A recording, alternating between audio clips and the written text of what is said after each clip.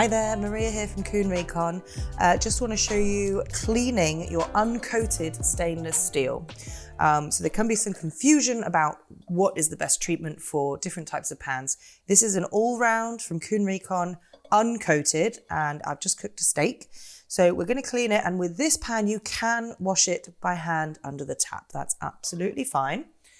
So the kinds of sponges that you want to use are the softer ones, no steel wool, but just a softish sponge, or there's also silicone options available which are great because they're gentle on your pan. You can use detergent and you can use warm to hot water.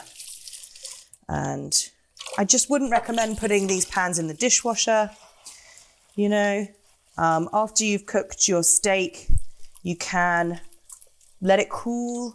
There was some oil in here that I did pour away because you don't want to put the oil down your sink, but I let it cool and I didn't really have to soak it. You literally just saw me from the point where I'd poured the oil away, let it cool a little bit, and it really comes out beautifully. Washing by hand is the best way to care for your cookware.